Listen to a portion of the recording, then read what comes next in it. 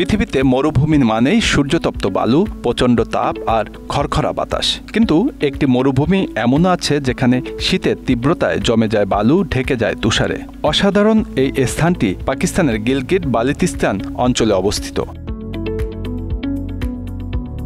কাপ্তানা মরুভূমি, যাকে কখনো কখনো ঠান্ডা মরুভূমি বা ফ্রোজেন ডেজার্ট বলা হয়ে থাকে, পাকিস্তানের উত্তরাঞ্চলে স্কারদু শহরের কাছাকাছি অবস্থিত। এখানকার প্রাকৃতিক সৌন্দর্য ও ভৌগোলিক বৈচিত্র্য পৃথিবীর অন্য যে কোনো মরুভূমির চেয়ে একেবারেই ভিন্ন।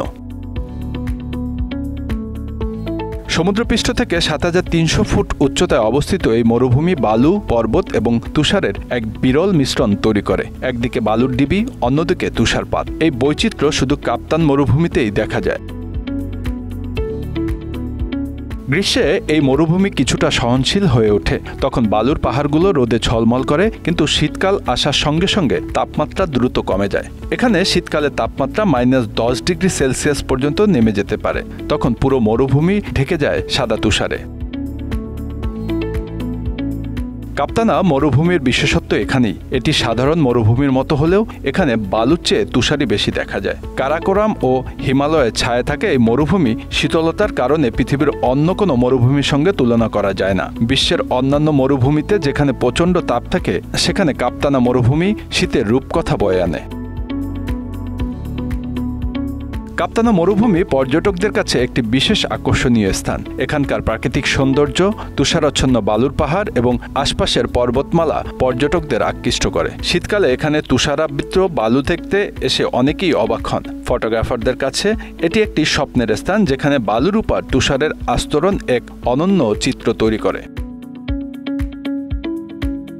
এখানে শুধু পর্যটকরাই নয়, স্থানীয় মানুষরাও ক্যাম্পিং এবং ট্রেকিংয়ের জন্য আসেন। শীতের রাতে মরুভূমির নির্জনতা এক অসাধারণ অভিজ্ঞতা নিয়ে আসে। আকাশে হাজারো তারা, পর্বতের মাঝে শীতল হাওয়া আর তার সঙ্গে তুষারের সাদা চাদরে ঢাকা কাপ্তানার এটি যেন এক স্বপ্নময় পৃথিবী।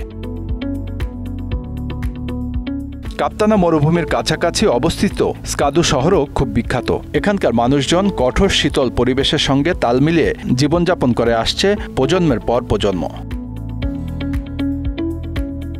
এই অঞ্চলের প্রাকৃতিক সৌন্দর্যের সঙ্গে মিশে আছে স্থানীয়দের ঐতিহ্যবাহী সংস্কৃতি। বালুর চেয়ে বরফের সঙ্গে বেশি পরিচিত এই মানুষগুলো, যারা একদিকে শীতলতা মোকাবিলা করে, অন্যদিকে পর্যটকদের আতিথেয়তায় প্রসন্ন। কাপ্তানা মরুভূমির ইতিহাস বহু পুরনো। বলা হয় এটি প্রাচীন গ্লেসিয়ার কার্যকলাপের ফলে গঠিত হয়েছে। ভবিষ্যতে জলবায়ু পরিবর্তনের কারণে এই মরুভূমির প্রভাব কী হতে পারে তা নিয়ে আলোচনা শুরু হয়েছে। বিজ্ঞানীরা মনে করেন গ্লোবাল ওয়ার্মিং এর ফলে এখানকার তাপমাত্রা ধীরে ধীরে বাড়তে পারে, যা এর প্রাকৃতিক সৌন্দর্য এবং জীববৈচিত্র্যে পরিবর্তন আনতে পারে। Bangla affairs news desk.